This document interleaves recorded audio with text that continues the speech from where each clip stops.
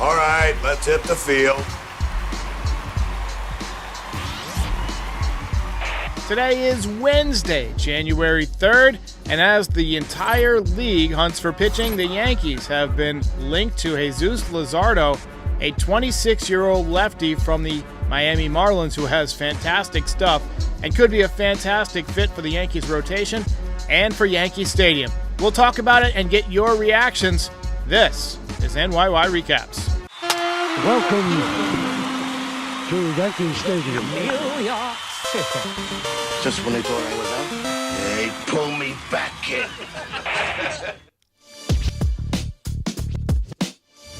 How's it going, everybody? Welcome back to an off-season episode of NYY Recaps. As you heard in the intro, we got a fresh rumor to talk about. Parks and Young says this would be awesome, and I have to wholeheartedly agree. Jesus Luzardo is one of those pitchers that I've been following for a while. He is, and I honestly just follow his stats. Like, young guy, left-handed pitcher. He just kind of feels like somebody who would eventually be a Yankee. 10-10 this year, 178 and 2/3 innings, 208 strikeouts, 1.21 WHIP. Let's take a look at his baseball savant numbers. Now, this is something that was brought up by Jeff Passan, who is, one of the go-to guys in terms of Major League Baseball off-season rumors and in-season rumors, for that matter. You see the StatCast numbers are fantastic for this guy. Fastball run value is in the 95th percentile, so he has an elite fastball, very much like Garrett Cole. Off-speed run value and breaking run value, both below average, but hopefully working with Matt Blake will fix those. He is a guy who has been building up his innings over the years, so he's probably ready to really have that bust-out year where he throws 200 innings. You look at his standard stats over the years, and we're having an issue with the stats here on Baseball Savant. But anyway, his innings have gotten incrementally more each year, so he's thrown more and more innings. And you look at his stuff. I mean, I see a promising changeup. You see it dipping below the zone there against the Mets. You see a slider, 86 miles an hour, another hard slider into a right-handed batter. And you see the fastball, upper 90s. According to Baseball Savant, it sits at 97 miles an hour, which is well above league average. NSP says he is absolutely nasty. King Kong ain't got shit on me. He's a BAMF indeed. I'm really psyched about the fact that the Yankees are actually in on this guy. Now, the Marlins have said they will listen to pretty much anybody except Yuri Perez. Now, they are not contending. They have no shot of overtaking the Braves or the Phillies. So why not unload some of your more valuable assets now and continue what seems to be a perpetual rebuild in Miami? And I feel like he would be a great fit for Yankee Stadium. Lefty, young, obviously a guy who throws hard, mixes speeds. Now, he's not a huge pitcher. He's 6 foot tall, 218 pounds. So he's kind of, on the shorter side for pitchers, more of a Johan Santana size, I believe. And I see a lot of shades of Johan in his delivery, just the way he releases the ball, the way that the changeup sinks, and the way that Matt Blake works with pitchers to develop their changeups more and more. I could see it being a really nice fit. Now, there's a lot of players out there in the, I guess we'll say, the free agent sphere, the free agent market. You got Jordan Montgomery, who I've seen a lot of Yankees fans say they want back. I would personally love him back, but I would also have a real problem giving out $200 million to a guy we traded away a couple of years ago for practically nothing. And then you've got guys like Trevor Bauer trying to make it back from Japan. You've got the potential of another Japanese import in Shota Imanaga. We've talked at length about his fly ball tendency and why I think he might be a home run catastrophe at Yankee Stadium. But when it comes to all the names that we've seen, Luzardo, I feel like, is the guy that we need to go out and get. D. Leslie says, get it done, Cash. Absolutely. Hey.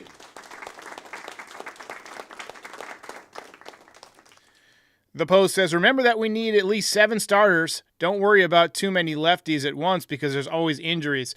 You're absolutely 100% correct. We cannot count on Nestor Cortez, unfortunately. He had an injury-riddled season. We cannot count on Carlos Rodon. He had an abysmal season. He made 14 starts at a 6.85 ERA and just seemed uncomfortable as a Yankee, flipping off the fans in Anaheim, and then end of the year turning his back on Matt Blake on the mound. Just something about that guy rubs me the wrong way. I like that he wants to win. I like that he seems, a guy who, he would show a lot of fire. We've seen him get pumped up after strikeouts and so forth. Not so much with the Yankees because he didn't pitch in many big games. But, I felt like Rodon had a lot more promise than he showed last year. We need him to step back up. But, this commenter's 100% right. We can't worry too much about, having a balance of too many lefties in the rotation. First of all, lefties at Yankee Stadium are a good thing because a lot of those fly balls from right-handed hitters to the pull side are going to be outs in Death Valley. And at this point, you just need arms. And a 26-year-old with this kind of stuff, huge deal. Huge deal. Terry Edwards says, get it done. High five. Chris Schmidt says, Montgomery 5 years with a 6th-year option. I don't think, unfortunately, that that's going to get it done. I mean, you look at Aaron Nola. He signed for $172 million. And from what we've heard about Jordan Montgomery through the press, he's looking for one of those deals that's along the lines of Carlos Rodon of 160+ million. I think he's going to get 180. I think he might get close to 200. Just seeing how many teams are desperate after missing out on Yamamoto. Not so family fun vision says he rubs you the wrong way when he's good, or when he's bad, but when he's good, you'll love him. Well, I got to see it first. I got to see it. I got to see him be good. I haven't seen it yet. Zach G says Spencer Jones. You'd have to imagine that Jones would be one of the guys that the Marlins will ask for in return. I'm hoping that they don't request somebody like Jason Dominguez. I don't think I would trade Jason Dominguez for Luzardo straight up. I'm just so high on Dominguez. It might be one of those things where I'm a little biased because I'm a huge fan of Dominguez. And I was a little bit just enamored by what he did when he got called up last year. But somebody like Spencer Jones, first-round draft pick, I would have less of an issue trading him for somebody like Luzardo. Now, Luzardo is somebody you could probably re-sign. Could probably get him to sign an extension. And I think that would be a great move. Samsara Trucking says, I take Imanaga for $20 million a year. Don't smoke crack. I don't think so, man. I have a problem with a guy who's given up a ton of home runs in Japan during a dead ball era in Japan and who gets 60% of his strikeouts on fastballs, and his fastball is an average of 91.8 miles an hour. I have some real problems with that. Word Lifer says Dominguez is completely out of it, out of the trade talk. Forget about it. And I agree. I wholeheartedly agree. Working from the same notes on that one. Dr. Hitskin says Rodon is giving me Sonny Gray vibes. Well, Sonny Gray at least pitched well on the road, He struggled at Yankee Stadium, and that's why we all felt like he couldn't handle New York. But the thing about Rodon is he's a miracle. He sucks on the road and at home. He's just terrible everywhere. Oh!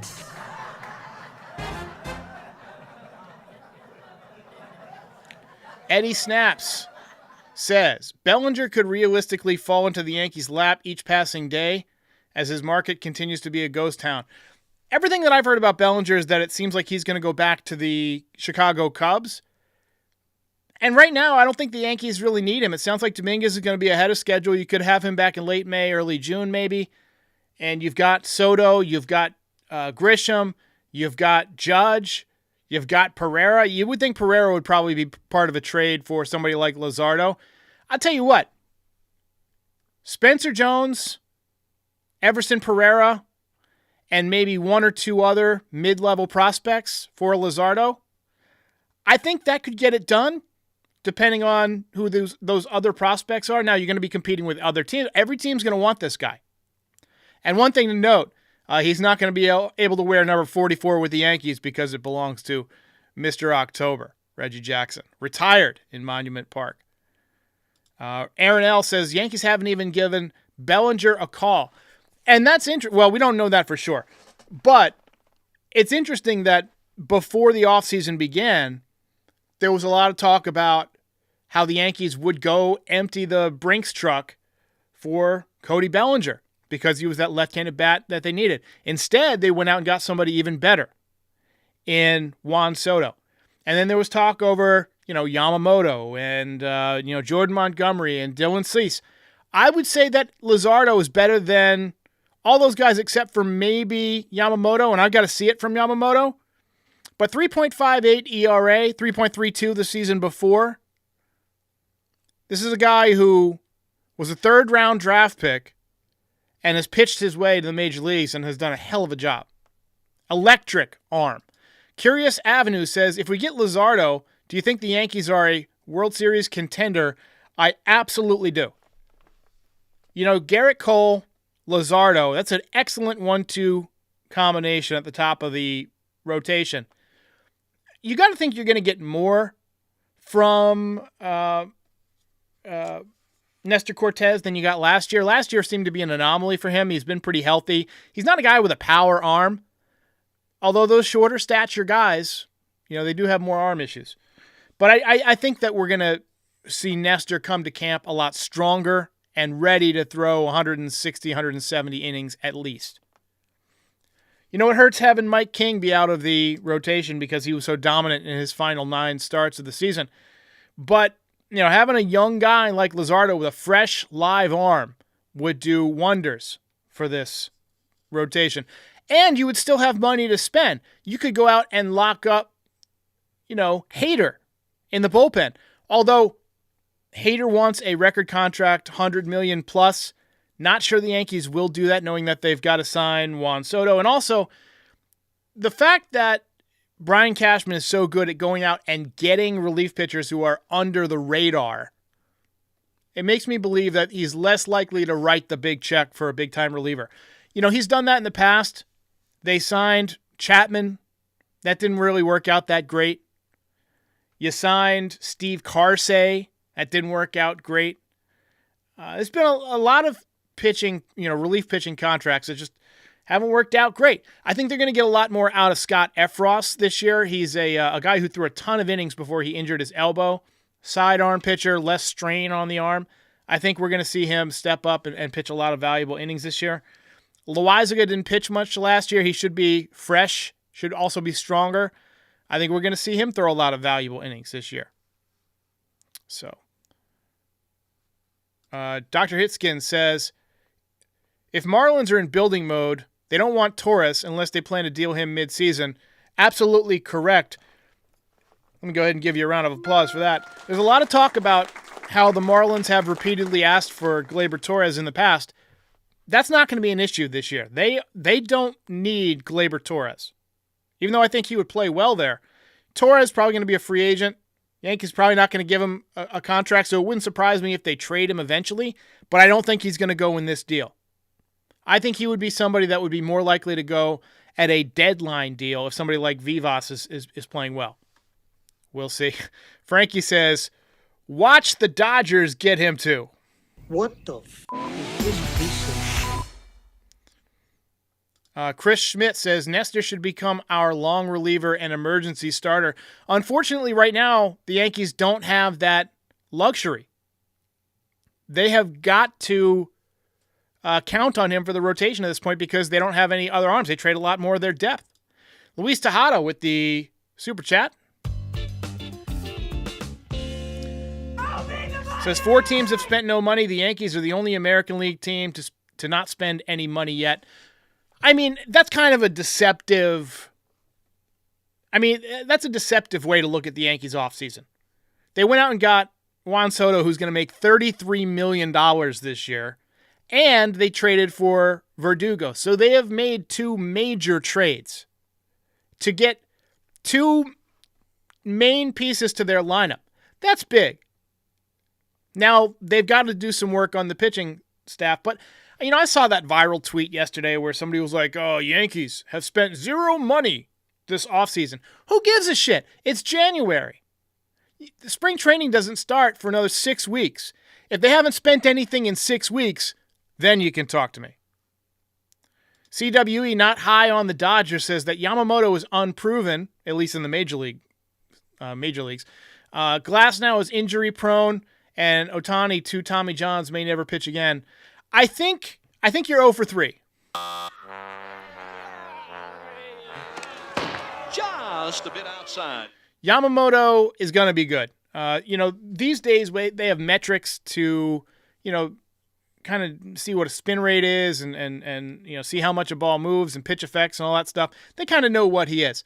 Glasnow has been injury prone, but he was healthy last year, working his way back. He seems really healthy. He gave an interview recently on Foul Territory where he said he's expected to throw a lot more innings this year.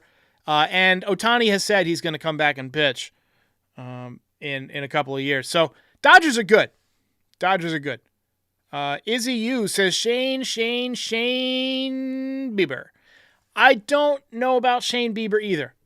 To me, he's a guy whose arm is suspect. He's at Driveline right now. He's had some elbow inflammation in the past. And, he's striking out a lot less hitters than he did several years ago. He switched to more of a pitch-to-contact type of guy. So, I don't know. But the main takeaway from this impromptu podcast is that Luzardo is somebody the Yankees fans at least, should take very seriously. This kid can pitch. And if Jeff Passan is reporting it, that there's something to it. Because he doesn't just stick baseless rumors out there. He doesn't have to. He's one of the best. So stick around. We might have some news at some point. And Frankie Baseball with the final word says, FBI needs to do an investigation on how Shane Bieber won the Triple Crown of pitching in 2020.